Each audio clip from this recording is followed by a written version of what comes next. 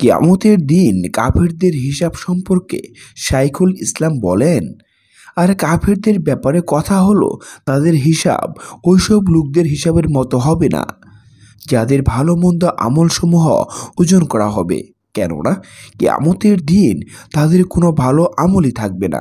অর্থাৎ তাদের এমন সৎ আমল থাকবে না যা অসৎ আমলের সাথে তুলনা করে ওজন করা যায়, কেননা কুফরি করার কারণে তাদের আমলসমূহ ধ্বংস হয়ে গেছে। আখিরাতে তাদের অসৎ আমল ছাড়া আর কিছুই থাকবে না। সুতরাং তাদের হিসাব নেওয়ার অর্থ হচ্ছে তাদের দুনিয়ার অপকর্মসমূহ গণনা করা এবং সংরক্ষণ করা। কিয়ামতের দিন তাদের আমলগুলোর কারণে তাদেরকে আটকানো হবে, তাদেরকে তা স্বীকার করানো হবে, অতঃপর তাদের আমলের বদলা দেওয়া হবে। অর্থাৎ কিয়ামতের দিন তাদের কুফরি আমলগুলো তাদেরকে জানিয়ে দেওয়া হবে এবং তাদের কাছ থেকে সেগুলির স্বীকারোক্তি আদায় করার পর বদলা নেওয়া হবে।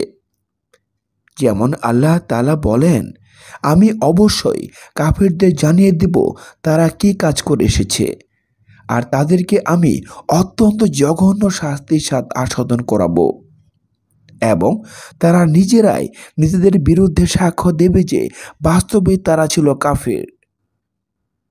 আল্লাহ তাআলা আরও বলেন, তারা নিজেদের অপরাধ স্বীকার করবে। জাহান্নামের অধিবাসীদের ওপর আল্লাহর লানত। কিয়ামতের দিন সূর্য মানুষের মাথার উপরে চলে আসবে। মাত্র 1 মাইলের ব্যবধান থাকবে। মানুষেরা তাদের নিজ নিজ আমল অনুযায়ী ঘামের মধ্যে হাবুডুবু খাবে। মানুষের শরীরের পচা ঘাম কারো টাকনু পর্যন্ত পৌঁছে যাবে, কারো হাঁটু পর্যন্ত, কারো কোমর পর্যন্ত এবং কারো নাকের ডগা পর্যন্ত পৌঁছে যাবে। একথা বলার পর নবী সাল্লাল্লাহু আলাইহি সাল্লাম তার মুখের দিকে ইঙ্গিত করে দেখালেন। জামাতের লোকেরা বিশ্বাস করে যে হাসরের মাঠে আল্লাহ তাআলা মানুষের আমলসমূহ মাপার জন্য বিশাল একটি দাঁড়িপাল্লা স্থাপন করবেন। তার 2টি পাল্লা থাকবে। আমল অনুযায়ী বিনিময় প্রদান করার জন্যই আমলসমূহ ওজন করা হবে। কোরআনের অনেক আয়াতের বিশদ বিবরণ করা হয়েছে। তাই তো আল্লাহ তাআলা বলেন, আমি কিয়ামতের দিন ন্যায় বিচারের মানদণ্ড স্থাপন করব। সুতরাং কারো প্রতি জুলুম হবে না। যদি কোনো আমল সরিষার দানা পরিমাণ হয়, আমি তা উপস্থিত করব এবং হিসাব গ্রহণের জন্য আমি যথেষ্ট। নবী করিম সাল্লাল্লাহু আলাইহি সাল্লাম হতে সহিহ সূত্রে বর্ণিত হাদিস দ্বারাই কেবল তা জানা যাবে, কেননা তিনি নিজের পক্ষ হতে কিছুই বলেন না। যা বলেন তা কেবল ওহীর মাধ্যমে অবগত হয়ে বলেন। আল্লাহ তাআলা সব কিছুই জানেন।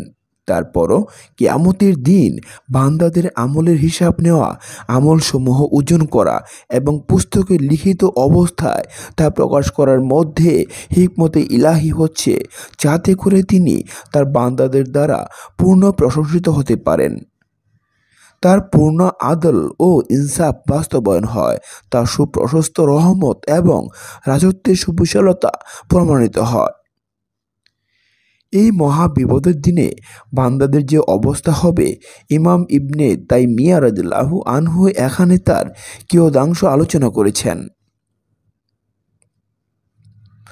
সূর্য তাদের মাথার নিকটবর্তী হবে, যেমন সহিহ মুসলিমে মিকদাদ রাদিয়াল্লাহু আনহু হতে বর্ণিত হয়েছে, তিনি বলেন, আমি নবী করিম সাল্লাল্লাহু আলাইহি সাল্লাম হতে বলতে শুনেছি, যখন কিয়ামতের দিন হবে তখন সূর্যকে বান্দাদের নিকটবর্তী করা হবে।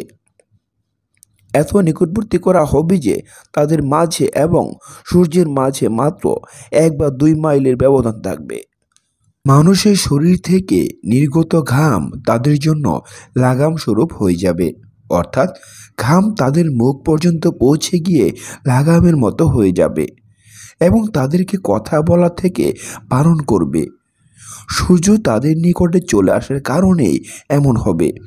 অধিকাংশ মানুষের জন্যই সূর্যের নিকটবর্তী হবে, অর্থাৎ সূর্যের তাপ অনুভব করবে। তবে নবীদেরকে এবং আল্লাহ তাআলা যাদেরকে এর বাইরে রাখতে চাইবেন তাদের কথা ভিন্ন। আমলনামা হাতে পাওয়ার পর কিছু লোক অস্বীকার করে বলবে, এসব অপরাধ কাজ আমি করিনি, আমার নামে ভুল আমলনামা এসেছে। তখন আল্লাহ তাদের মুখ বন্ধ করে দেবেন এবং অঙ্গ প্রত্যঙ্গকে কথা বলার শক্তি দেবেন। তখন তাদের অঙ্গ প্রত্যঙ্গ কথা বলতে শুরু করবে। জিহ্বা তার কৃতকর্মের সাক্ষ্য দিয়ে বলবে, হে আল্লাহ, সে আমার দ্বারা অমুককে গালি দিয়েছে, এই মিথ্যা বলেছে। হাত সাক্ষ্য দিয়ে বলবে, সে আমার দ্বারা অন্যায়ভাবে অমুককে প্রহার করেছে, আমার দ্বারা এই খারাপ কাজ করেছে।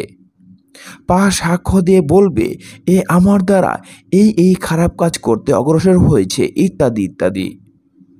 পবিত্র কুরআনুল কারিমে বর্ণিত হয়েছে, সেদিন প্রকাশ করে দেবে তাদের জিহ্বা, তাদের হাত ও তাদের পা, যা তারা করত। আরও বর্ণিত হয়েছে, আল্লাহ সেদিন বলবেন, আজ আমি তাদের মুখে মোহর এঁটে দেব। তাদের হাত আমার সঙ্গে কথা বলবে এবং তাদের পা তাদের কৃতকর্মের সাক্ষ্য দেবে। সূরা ইয়াসিন।